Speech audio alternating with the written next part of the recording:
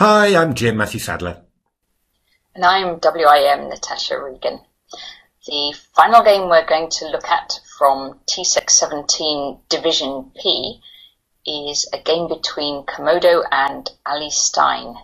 It's in the Najdorf Sicilian with Bishop G5 Najdorf, and the TCEC line gives black a line that Gelfand used to play with 7 knight BD7. The TCEC line also gives black a move h6, which we'll see turns out to be a bit of a poison chalice because it weakens the g6 square and the light squares. And Komodo plays very actively in exploiting the weakness of black's light squares.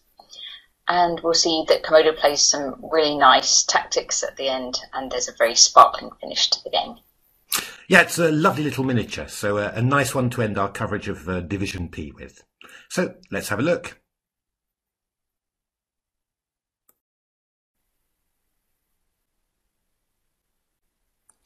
Right, okay, let's have a look at this game. It starts with 1e4, c5, knight f3, and this leads into the Najdorf variation, which is, well, what was one of my favourites, one of the staple openings of my professional career. Bishop g5, the move that always just made you swallow a bit and say, okay, well, I know what sort of aggressive player the white player is, because this is really the most aggressive line of the Najdorf. e6, f4, and now black's got a number of choices here. I played both bishop e7, which is the real old main line, and queen c7 in my professional career. I think queen c7's also been played. I think when I used to play years back, I've tried bishop e7 and b5. Yeah, b5, the good old Polugievsky, subject of a fantastic book written in the 80s by Lev Polugievsky, a great Russian grandmaster. I mean, it's just amazing what this guy was analysing without a computer. You know, it's just absolutely incredible. Of course, the poison pawn is is one of the big lines at the moment. I mean, always has been. Obviously, one of Bobby Fischer's favourites back in the day. Knight bd7, that's specified by the TCEC book, is, as Natasha mentioned, one of Boris Gelfand's favourites. Certainly when I was professional, he was, you know, the big Najdorf expert, really, after Kasparov. And Knight bd7 was one of the things that he loved to play. Queen f3. Queen e2 is also a move, but Queen f3, that's was still part of the TCEC book. And now this move, h6. And that was the last move of the TCEC book here. That's right, that's right.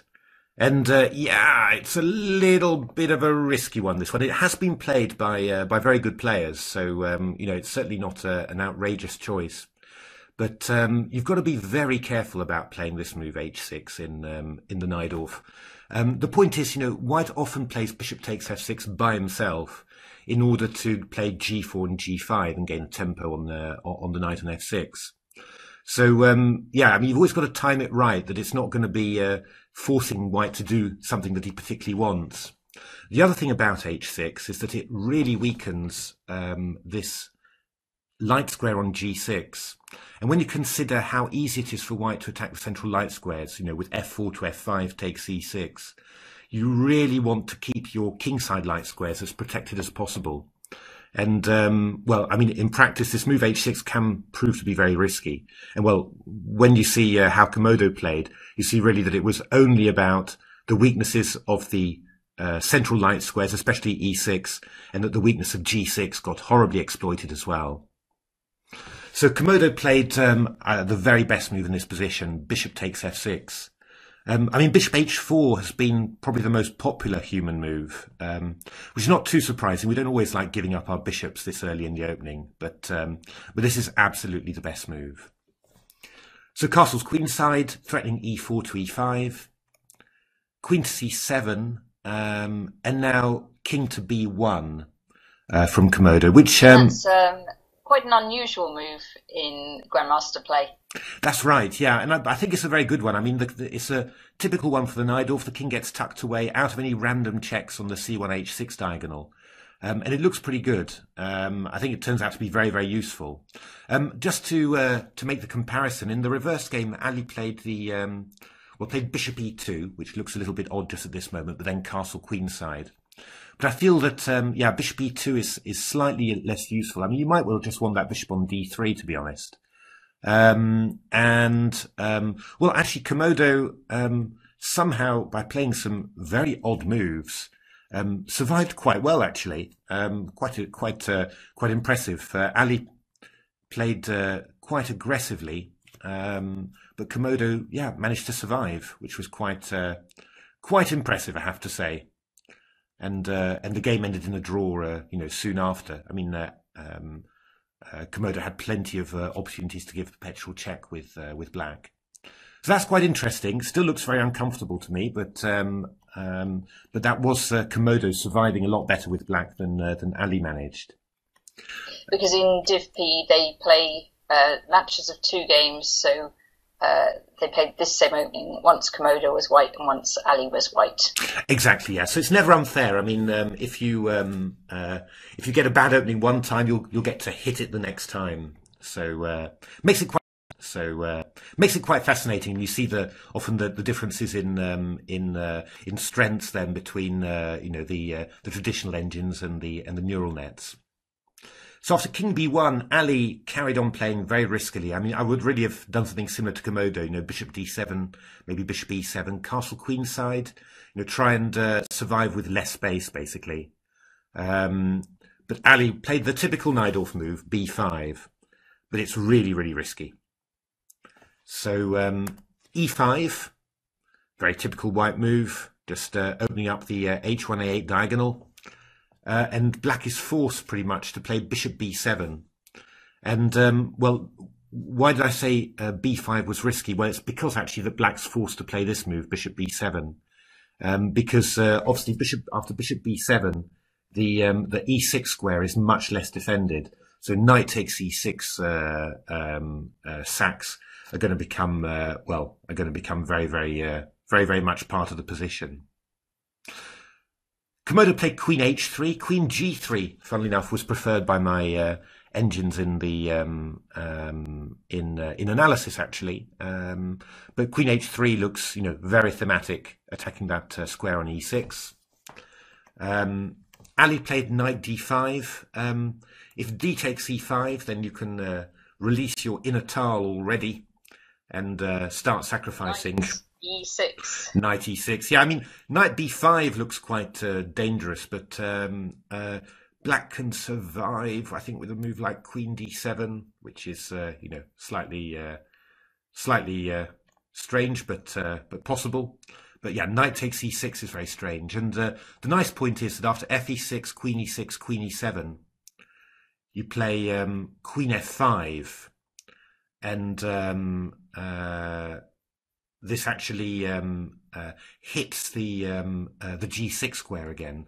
So, for example, in some games between Fat Fritz and Stockfish, actually Stockfish with white, Fat Fritz as black, this Queen G6 move was turning out to be decisive. King E7, Knight D5 check, because after Knight D5, then there's Queen D6 check and mate.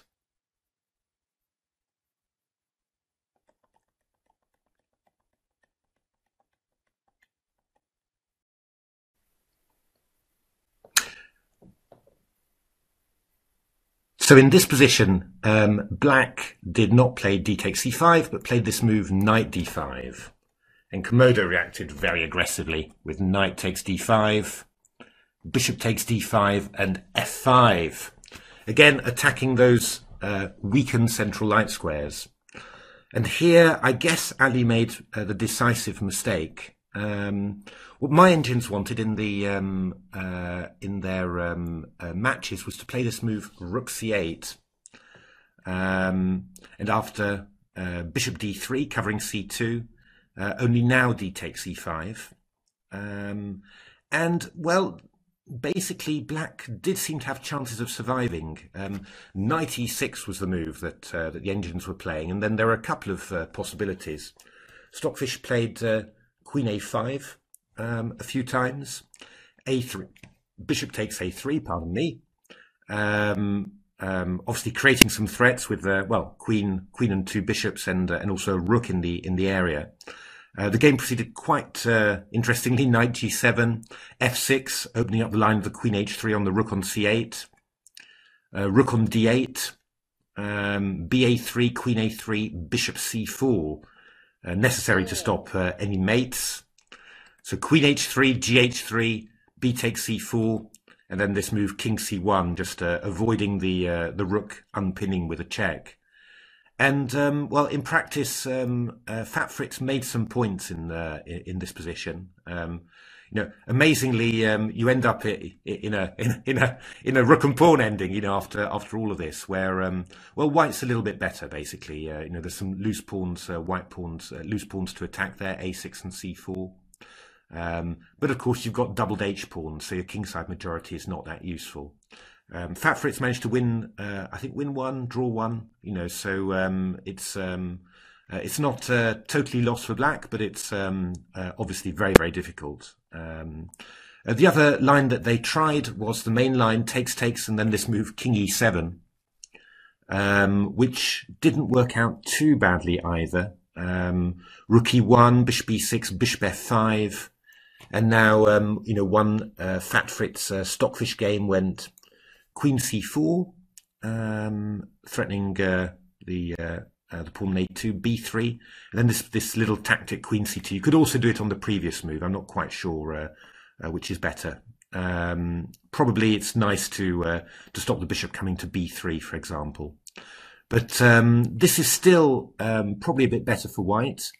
You know, black can only really react to what white's doing. Bishop f5 check was a threat, but Stockfish managed to hold this. You know, so it seems that this position is. So everybody's attacking like crazy, but all the lines seem to end in an end game. Exactly.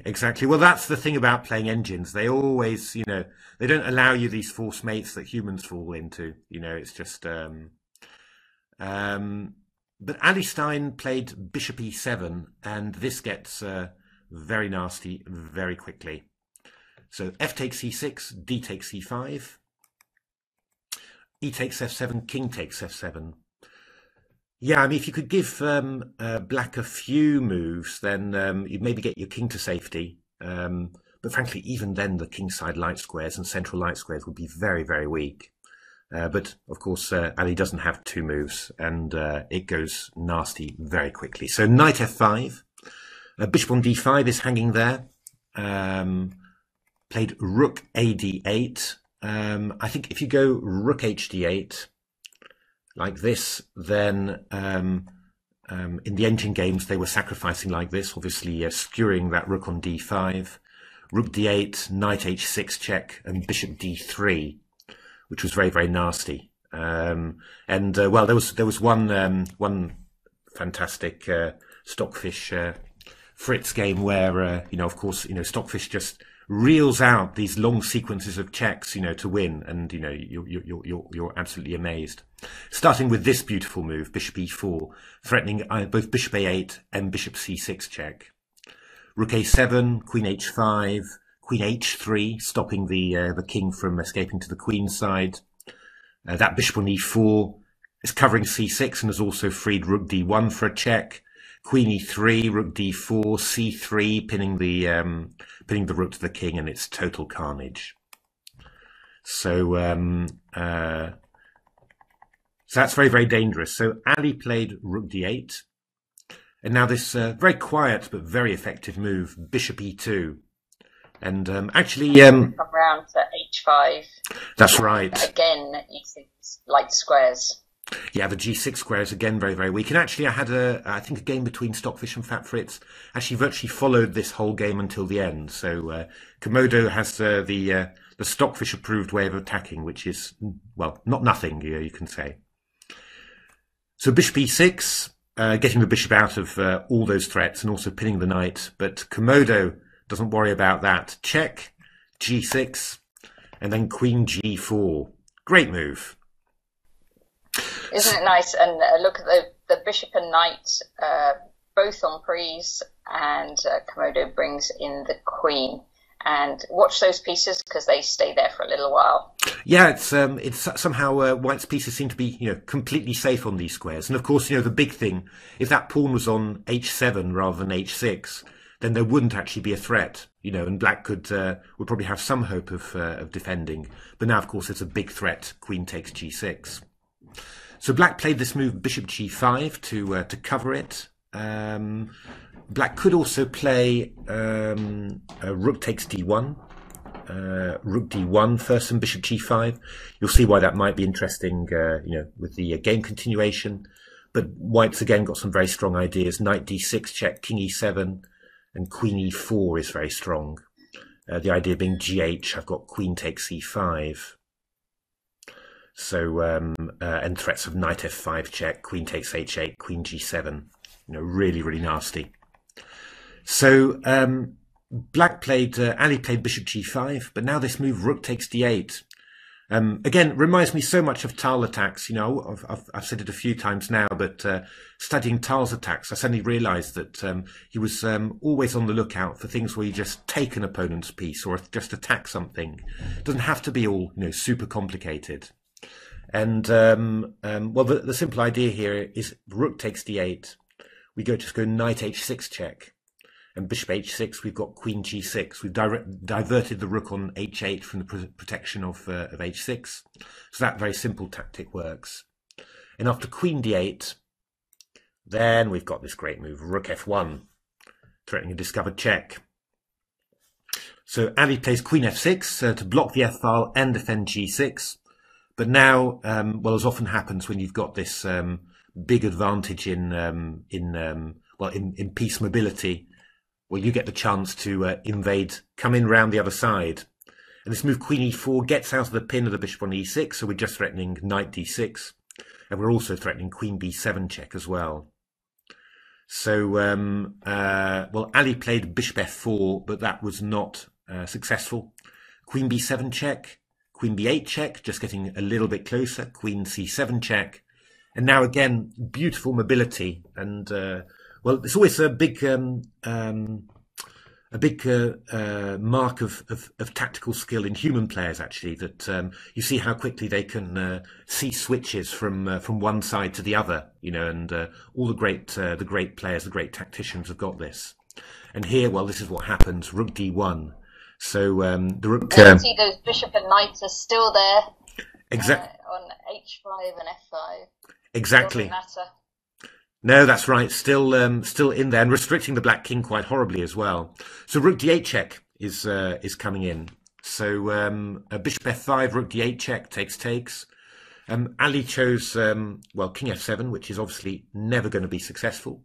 Queen h8.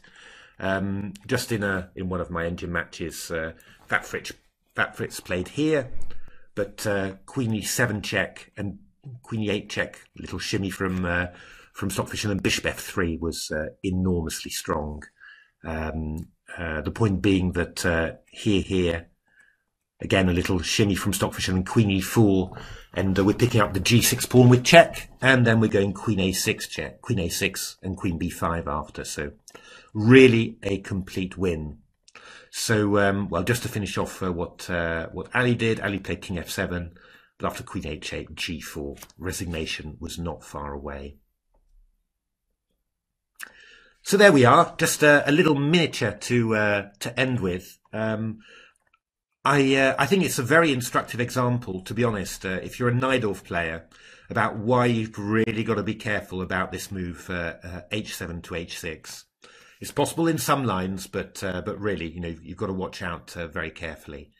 Yeah, I just loved the way that Komodo exploited all the weaknesses on the light squares, and it was completely thematic, really. Just that weakness that black caused with 8h6 on g6, that turned out to be crucial in so many variations. And I do think this was extremely pretty. The way that Komodo built up its attack, not obvious at all, and bishop h5 and queen g4, very, very nice to see. So there we are. That was our final game of the Premier Division, Division P in the TCEC. We are going to start having a look at the Superfinal between Leela and Stockfish, because that's a hell of a match. So, well, I watched it last night, and Leela drew level at 6-6, and then during the night pulled ahead. So the current score is 8-7 to Leela, but lots of exciting stuff to come. So do keep watching our channel. Do subscribe if you haven't subscribed already. And tell all your friends about it as well. Indeed, tell all your friends about it. Do take a look at Game Changer if you haven't already. Our great book about AlphaZero and Stockfish. And otherwise, keep well, keep safe, and thanks for watching. Thank you for watching.